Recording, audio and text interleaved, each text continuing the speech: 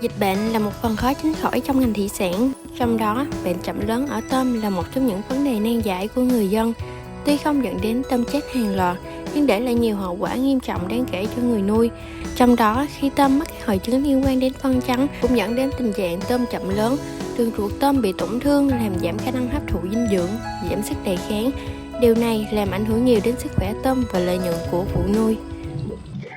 Xin kính chào quý bà con. Với thời tiết hiện nay, mùa mưa đến sớm và kéo dài dẫn đến gặp nhiều khó khăn trong lĩnh vực nông nghiệp nuôi trồng thủy sản, đặc biệt là ngành nuôi tôm. Biểu hiện của vấn đề đó thì tổng đài hỗ trợ kỹ thuật Bình Minh Capital đã nhận được rất nhiều ý kiến phản hồi về nuôi tôm trong mùa mưa. Tôm có tốc độ tăng trưởng chậm, ăn yếu, đặc biệt là bị bệnh phân trắng.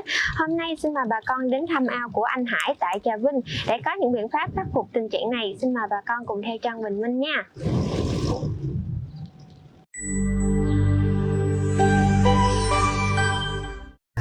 Dạ em chào anh Hải. Thì với tình hình đó, nhờ thời tiết hiện nay nó có biểu hiện là bắt đầu mưa dầm và kéo dài, thì anh thấy ao của mình là biểu hiện tôm nó có thay đổi gì so với cái lúc mà ít mưa hơn không anh? Thì trước ấy thì tôm nó bình thường, nhưng mà tôm khoảng 1 tháng có mấy đám mưa đầu Dạ. thì tôm nước nó chuyển màu và sau đó thì gan nó yếu và bị phân trắng. Gan yếu. Như vậy thì tình hình tôm, cái lượng ăn của tôm nó có gì thay đổi không anh? Thì nó ăn giảm lại khoảng chừng 50% màu. Phân trắng là loại bệnh phổ biến trong tôm nuôi, thường bắt đầu gặp từ thời điểm tôm nuôi từ 30 ngày trở lên, đỉnh điểm giai đoạn 40 đến 45 ngày. Biểu hiện: tôm ăn yếu hoặc bỏ ăn. Phân tôm màu trắng, nổi lên mặt nước và tập trung nhiều ở cuối hướng gió bờ ao. Tôm trống đường ruột, thức ăn đứt quãng hoặc có màu đục trắng sữa. Thịt tôm không chứa đầy vỏ mềm. Là mấy cái ngày gần đây là chỗ mình có mưa nhiều không anh?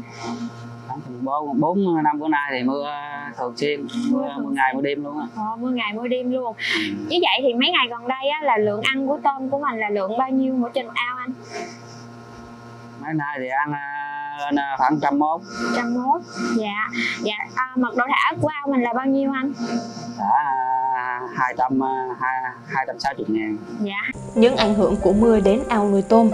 Khi có mưa sẽ gây ra tiếng ồn và nhiệt độ nước nuôi có sự thay đổi, nên tôm sẽ có xu hướng di chuyển xuống đáy ao nuôi, nơi đang có nhiều biến động bất lợi, để tìm kiếm nhiệt độ ấm hơn, tránh tiếng ồn, dẫn đến việc tôm tập hợp ở những không gian nhỏ, từ đó sẽ tạo sự cạnh tranh để lấy oxy, làm tôm bị stress. Ngoài ra, khi mưa xuống, bùn đáy ao sẽ bị xáo trộn và rửa trôi, sự hô hấp của tôm cũng sẽ bị ảnh hưởng, sức khỏe tôm nuôi giảm sút và dễ bị cảm nhiễm với mầm bệnh, tỷ lệ tôm ăn nhau cũng gia tăng. Vì vậy, mưa nhiều sẽ làm tôm bị stress, gan yếu và chậm lớn. Để khắc phục tình trạng đó, Bình Minh khuyến cáo bà con sử dụng sản phẩm BBA Pro chiết xuất từ thảo dược, có tác dụng giảm stress, tăng cường hệ miễn dịch, bảo vệ và tăng cường chức năng gan, kích thích tôm bắt mồi, tiêu hóa tốt. Liều dùng định kỳ, trộn 1 đến 2 gram trên 1 kg thức ăn, 1 đến 2 lần trên ngày, tùy theo mật độ nuôi.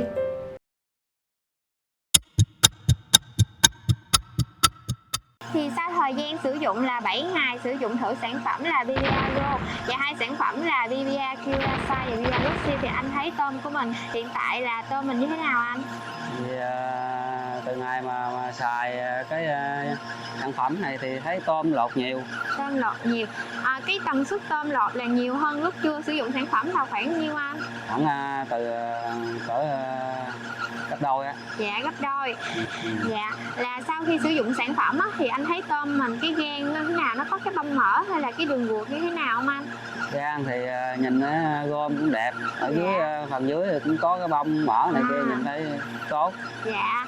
Rồi cái đường ruột nó như thế nào anh? Ruột thì thấy nó cũng to ra và nó đậm hơn.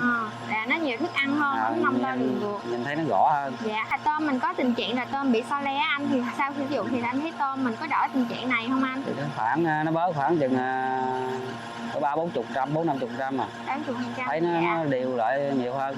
Dạ. Thì hiện nay là tôm mình nó về size bao nhiêu con này anh? Thì, bữa nay về size 100 con. 100 con. Hôm trước là hơn 120 con đúng không anh? Bữa nay là về 100 con. Dạ. Là mấy đợt trước anh bị phân trắng thì là mình có giữ tôm lại được hay là mình xử lý như thế nào anh? Trước xử lý khoảng chừng 3-4 ngày, 4-5 ngày thấy nó không có được ấy hôn rồi cũng xả bỏ hết mấy vụ rồi. Dạ, đợt này sau khi bị phân trắng mà gặp tình trạng mưa kéo dài mà đợt này mình lại giữ mà lại về sai được như vậy á, là anh cảm thấy như thế nào ạ? Nói chung thì đợt này nhờ được cái sản phẩm này thì thấy thì nó cũng tương đối. Việc ngăn ngừa và trị các bệnh cho tôm là yếu tố quyết định dẫn đến sự thành công của bà con trong nghề nuôi tôm. Do đó, bà con nên lưu ý các biểu hiện cũng như cách phòng trị bệnh để kịp thời nâng cao sức đề kháng cho tôm nuôi. Bình Minh Capital đồng hành cùng bà con nuôi tôm sạch bệnh. Liên hệ để được tư vấn 1900 866 636.